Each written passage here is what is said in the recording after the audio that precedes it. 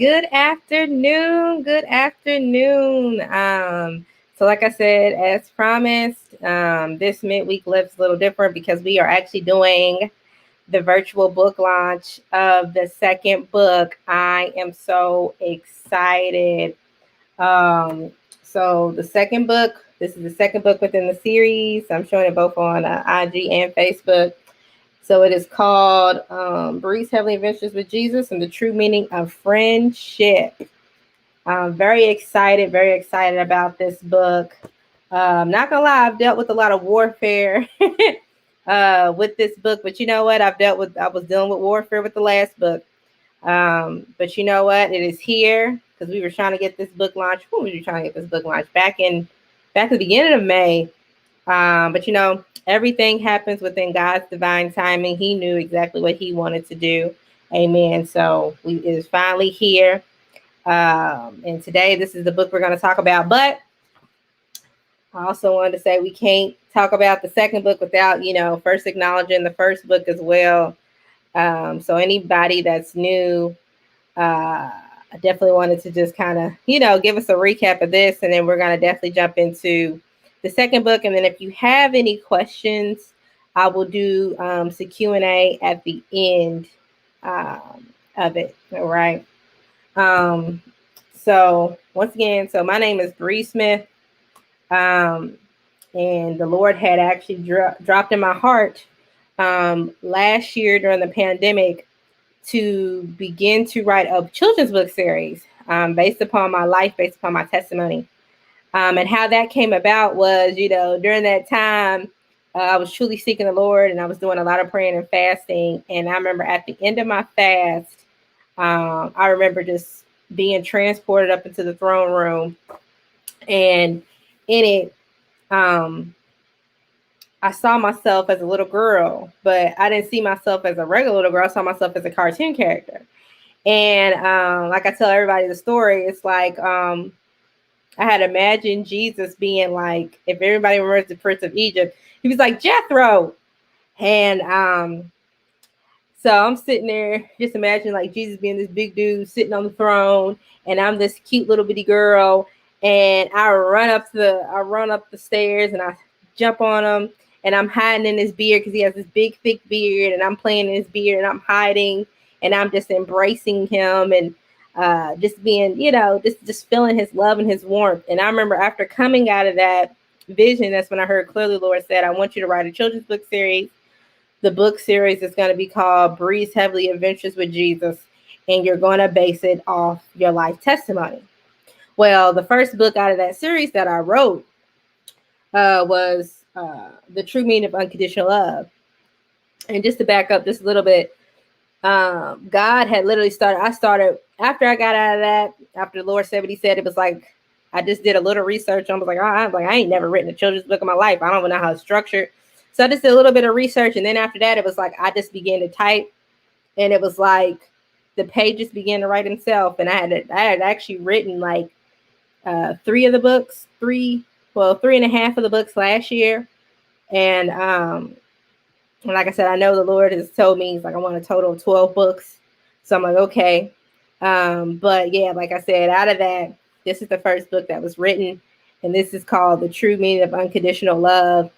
And this book is actually based off of me and my father's relationship, just growing up. Now, I don't talk about a lot of the graphic details, because like if anybody knows my testimony, I was abused growing up.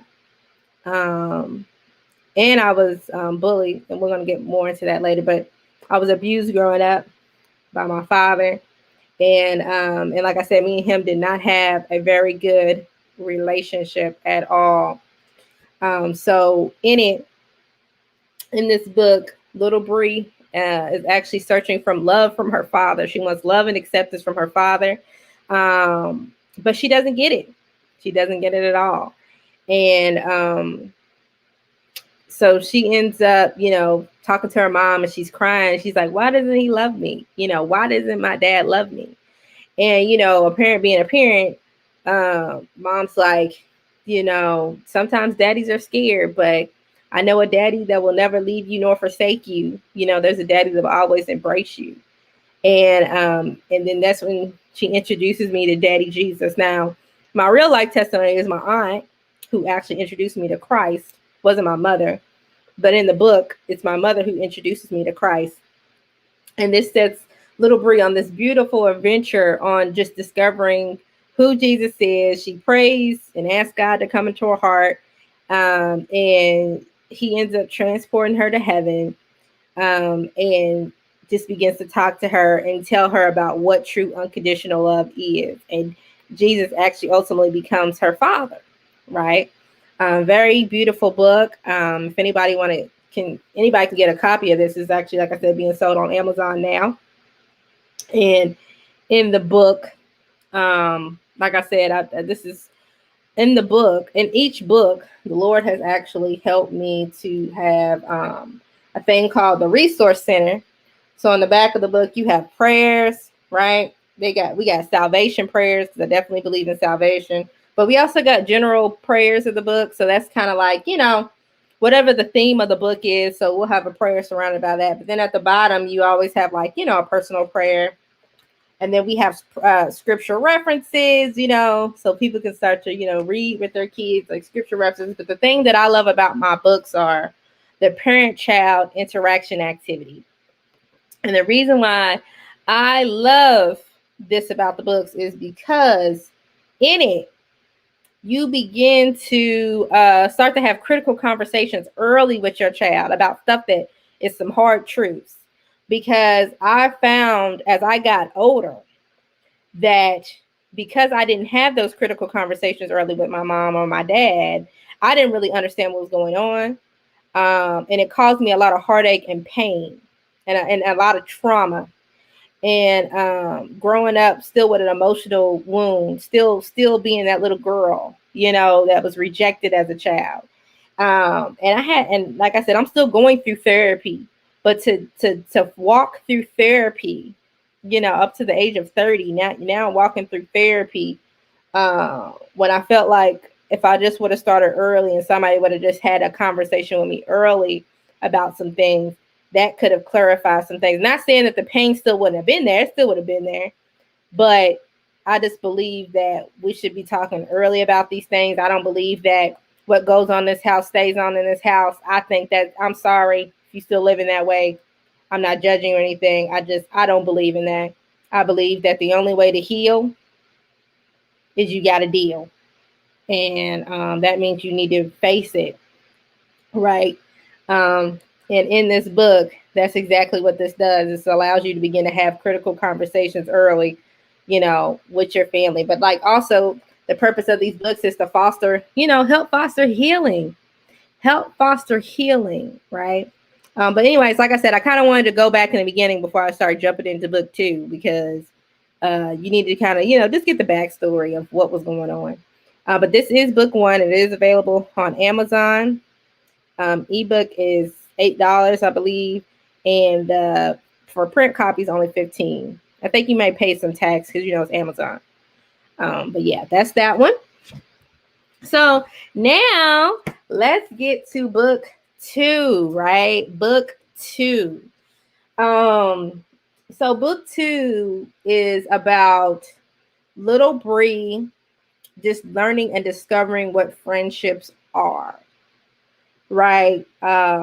Because she's thinking that she has a friend, but the friend really isn't a friend at all. They're really a bully that picks on little Brie all the time. And little Brie is just kind of so confused. She's like, one minute, this person's like in my life and they're being nice to me, and the next minute they're just torturing me, and I just don't get it. And so she ends up once again, well, this time she, instead of talking to her mom, like her teacher kind of tells her, hey, look, you need to pray. And so once again, she's transported to heaven, and she goes and she starts to talk to Jesus, and Jesus actually begins to talk to her about what true friendship is. And he tells her about the type of friends she needs to look out for, right? Like, or the type of people that she needs to look out for.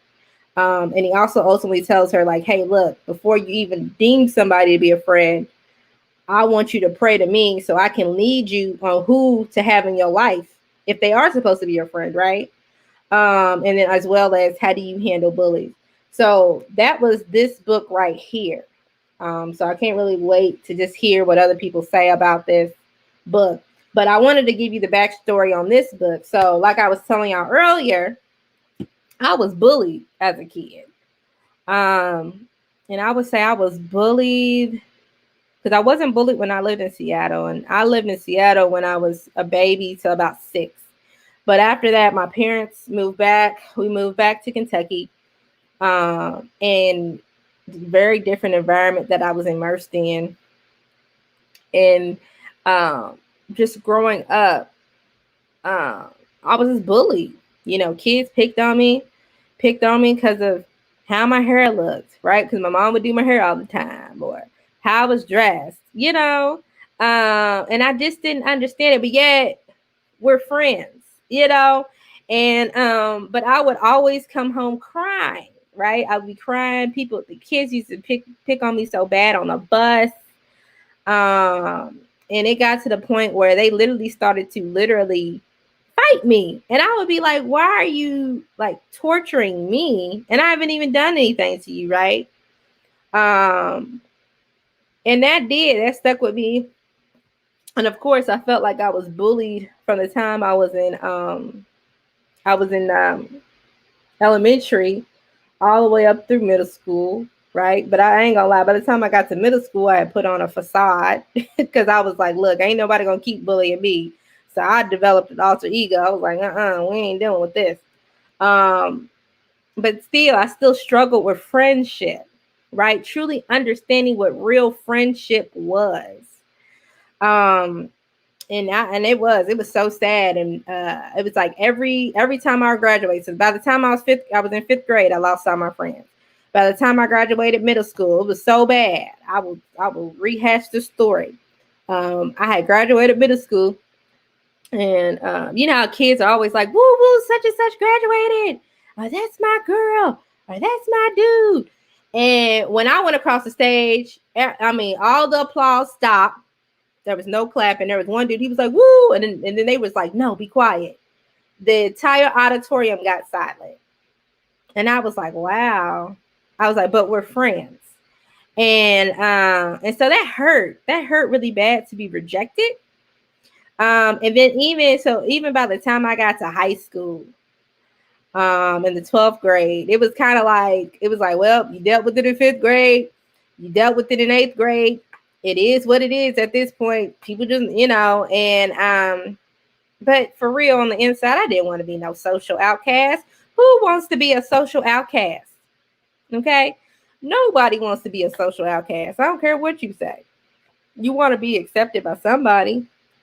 And so, yeah, like I said, that was just like my journey of just understanding that. And then even in college, and I still have some friends that I'm still friends with. And then there's some people, you know, we're just good acquaintances, I guess you could say. But, you know, you evaluate some of your friendships even then. You know what I'm saying? And it's just like a lot of heartache and pain. A lot of heartache and pain. But a lot of it stems from rejection, right? And I know it stems from rejection and just from my childhood of being rejected as a kid, not feeling loved, not feeling wanted, always feeling like the black sheep, always being an outcast. And that kind of did something on myself, to my self-worth, to my identity, to my value. I didn't value myself. So, you know, this is just a little bit of my testimony. One day I'm gonna tell y'all my full testimony, but this ain't the day. But you know, and then you go into college and then you start getting in relationships and you get into intimate relationships, and then you just allowing people to just do whatever to you because you think that that's what love is, because that's what you were taught as a little girl, that, oh, it's okay to get to have people talk to you like you crazy. It's okay for people to put hands on you. And it's like, no, it's not okay. Like I said, the purpose of this book is to, like, well, not even this book, it's all the books within my series, Because the next book, I'm gonna try to get it out this year. We'll see what the Lord does. But that'll be towards the end of the year if I get it out. If not, it'll probably be the beginning of next. But the whole purpose of these books, like I said, is to help parents and kids reconcile, help families reconcile, and begin to have these early conversations. Because I don't want somebody else to grow up like me, and then you sitting there, you don't know who you are, you don't feel loved, you feel rejected, so you just decide that you're going to do whatever you want to do, right? So you try to numb the pain, you try to drink the pain away, you try to smoke the pain away, right? You do whatever you can to fit in or do whatever, because deep inside you truly are hurting. But like I said, so much more to that. And Jesus, like I said, I know there's some people like, look, I don't believe. That's fine. You believe what you believe. But I myself, I know, because I've had a personal relationship with Jesus, and like he has helped me through it all, right? So yeah, like I said, that's a little bit of my testimony. But once again, in this book, y'all, like I said, we still got the same format. You still have the resource center in here. You still have a salvation prayer. You still have a general prayer that surrounds the book. You still have a personal prayer. We still have scriptures that you and your parent, or you and your child can actually read together, right? And like I said, in the back, you still have your parent-child interaction questions that you can begin to have critical conversations with. Because like I said, the whole purpose of these books is to help foster healing, to bring families together, and to ultimately introduce a younger generation to Christ. Because like a lot of kids don't know who Christ is, right? Because a lot of people, they've stepped away from church, and that's fine. But I think we need to get back to it's not even about going to church. It's just about having a personal relationship with Jesus and getting to know who is Jesus and who is Jesus to you, right? So yeah, that's pretty much the books. This book right here is available on Amazon. This book is $18 on Amazon. It's a little bit more pages than the last book, so that's why it's $18. But yeah, this is $18 for the physical copy, and then if you would like to order the ebook, it's only $9.99 on there. So if anybody has any questions, I will definitely take your questions.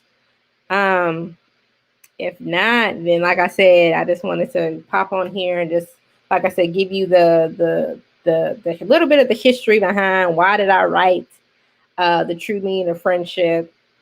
And like I said, just giving you a little bit of my testimony and what the book's about. But yeah, like I said, I'm excited.